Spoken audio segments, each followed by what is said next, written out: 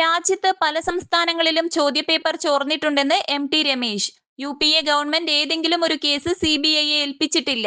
വിദ്യാർത്ഥികളെ മുൻനിർത്തി സമരാഭാസം നടത്തുന്നത് ശരിയല്ല. തൃശൂരിൽ സുരേഷ് ഗോപിയോടുള്ള കൊതികുറവ് കൊണ്ട് വികസനം അട്ടിമറിക്കരുത്. 11ാമത് പേരായിട്ടെങ്കിലും എയിംസിന്റെ കാര്യത്തിൽ തൃശൂരിന് പരിഗണന നൽകണം. 11ാമത്തെ പേര് 1ാമത്തെ പേരാക്കി മാറ്റാൻ ഞങ്ങൾക്കാവുമെന്നും ടി രമേശ് പറഞ്ഞു. ഈ രാജ്യത്ത് ആദ്യമായിട്ടല്ലോ പരീക്ഷാ പേപ്പർ ചോരുന്നത്. അങ്ങനെ വിശ്വാസമുണ്ടാകെങ്കിലും കഴിഞ്ഞ കുറെ വർഷങ്ങളായി പരീക്ഷാ പേപ്പർ ചോർന്നുകൊണ്ടേയിരിക്കുകയാണ്. ആ സംവിധാനത്തിൽ മാറ്റമുണ്ടാക്കണമെന്ന് ഞങ്ങൾക്ക് അഭിപ്രായ വ്യത്യാസമൊന്നുമില്ല.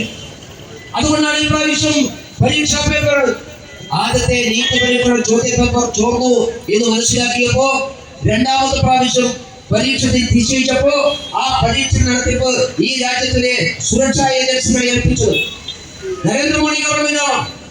ഈ രാജ്യത്തിന്റെ ചരിത്രത്തിൽ ആദ്യമായിട്ടാണ് ഒരു പൊതു പരീക്ഷക്ക് രാജ്യത്തിലെ അർദ്ധസൈനിക വിഭാഗം നേതൃത്വം കൊടുക്കുന്നത്. പരീക്ഷ നടന്ന എല്ലാ പരീക്ഷാ കോളേജിന് മുമ്പിൽ കാണുന്നത് നാട്ടിലെ പോലീസുകാരല്ല, CSFകാരാണ്. എയിംസ് അനുവദിക്കാൻ നൽകിയ ഇടങ്ങളുടെ പട്ടികയിൽ നിന്നും തൃശൂർ പാർലമെന്റ് മണ്ഡലത്തെ ഒഴിവാക്കിയ UDF സർക്കാർ നടപടിക്കെതിരെ തൃശൂർ കോർപ്പറേഷൻ ഓഫീസിന് മുന്നിൽ സംഘടിപ്പിച്ച പ്രതിഷേധ ധർണ ഉദ്ഘാടനം ചെയ്ത് സംസാരിക്കുകയായിരുന്നു T Ramesh.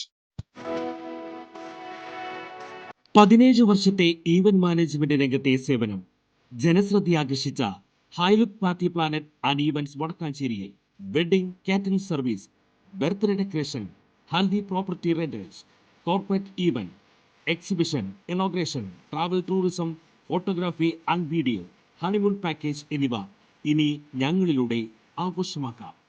ഹൈലുക്ക് party planet and events, Josons building, near saint Francis church, Vadakkanchery, Thrissur. Phone 9497558576, 9745451369. കൂടുതൽ വാർത്തകൾക്ക് ഞങ്ങളുടെ ചാനൽ സബ്സ്ക്രൈബ് ചെയ്യുക.